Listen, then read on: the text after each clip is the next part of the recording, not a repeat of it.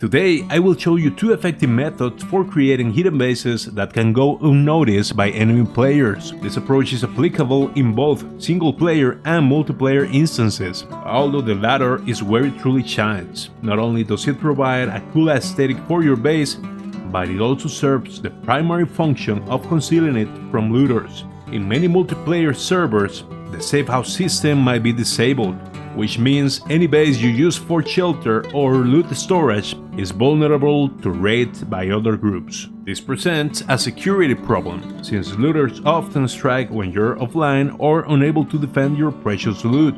Let's begin by putting ourselves in the shoes of a potential enemy, scavenging the area for supplies. This scout is commonly an experienced player with knowledge in both PVE and PvP, and they are likely to have companions. Usually you'll spot at least 2 players scouting the area, diligently covering each room while remaining cautious of zombies and potential enemy players.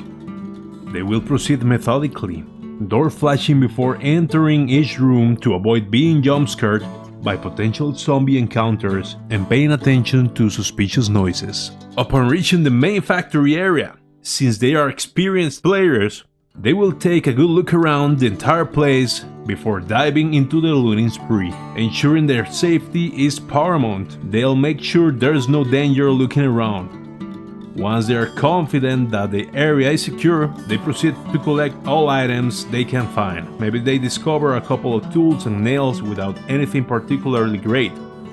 At this juncture, the player faces a crucial decision, whether to explore the upper floors or leave the building. They will probably go upstairs, where they'll exercise caution and take the time to thoroughly examine the entirety of the new floor, prioritizing their safety above all else. Only when they are certain that going upwards does not pose any life-threatening risks, they will resume the entire process once again, methodically searching for any valuable items within the buildings. By this point, you might be wondering where all of this is leading. Well, my friend, the reason we have gone through this whole tour is because, in this scenario, you, the looters, have actually passed right by one of my bases multiple times. Did you notice anything strange or suspicious? If you spotted the base at first glance, congratulations, my friend. You've definitely got an eagle-eye trait in real life. But if you didn't, I encourage you to rewatch this video up to this point and see if you manage to spot the base. But let me tell you, it is going to be a real challenge. So we took a little detour with our looter friend to demonstrate just how well these bases can remain hidden from sight. And what better way to prove it than by seeing it for yourself? The route we took is the most common path a looter would follow. We entered the building, went through the main hallway, checked every room for loot, and finally checked the factory area. And here is where we are going to stay, because right above us is the secret base I'm about to reveal to you. I won't stop till they hear me now. I won't stop till I wear the crown.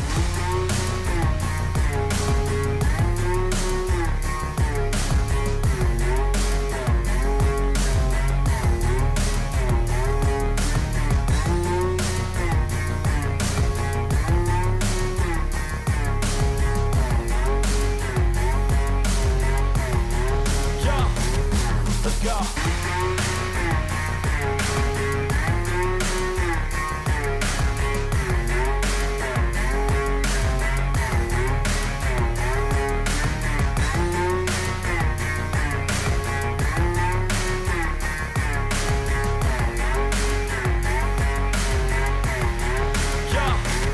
Let's go. I'm just telling you to fight for your dreams, but it's not what it seems. Man, it's hard to be seen when everybody wants to be king. Yeah, they all want a ring. Yeah, we all want to be free. So show me what you got. As you can see, I have constructed the base on the upper floor of the building, using the isometric view of the game to ensure that no traces of player activity are visible. The concept is quite simple. By building wooden floors on levels without pre-existing floors, not only can you expand your available space significantly, but you can also hide it from any unwanted visitors. Since there are no accessible entrances leading to that area, and the game doesn't allow you to look upwards, the base remains perfectly concealed. To enhance the concealment of the base, I have plastered and painted the external walls with a tone that matches the building's walls, creating a seamless blend. Additionally, I've utilized more challenging vision angles to make it even harder to spot.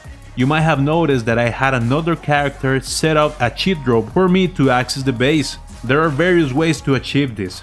In multiplayer, you can use a fake account to permanently leave a new character in that base, whose sole purpose is to take care of the base and set up cheat drops.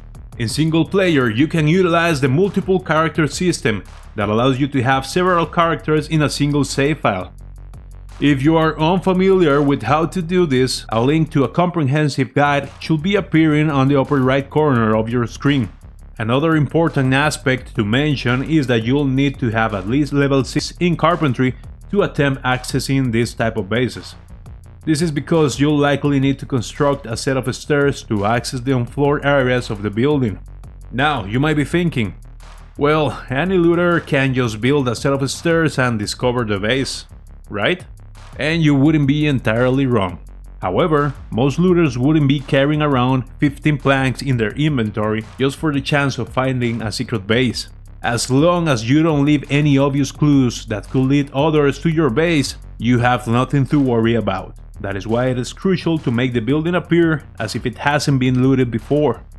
Leave a few tools on shelves and perhaps a couple of cans of food in the drawers. This way, when the enemy enters your building and you are not prepared to defend it, it won't raise any suspicions. Now let's move on to secret base number 2, which offers a different approach to hiding your base in plain sight, particularly in a city like Louisville, where there are numerous buildings and players are not familiar with all of them. In this building, the hidden base is right in front of you but inaccessible from this floor. Have you noticed it yet? To access it, you will need to proceed to the next floor. Throw yourself out of the window and voila, we have arrived.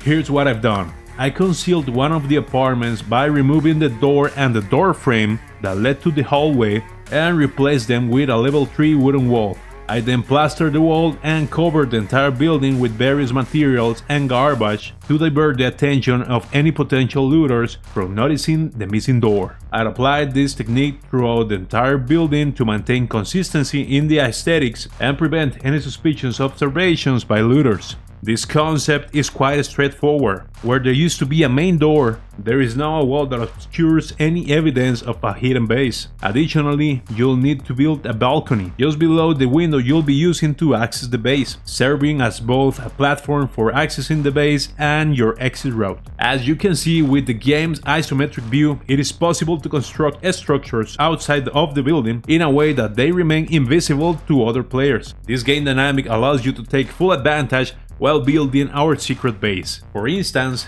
take this door facing north. It will remain hidden from other players' line of sight unless they are standing directly in front of it at the same level.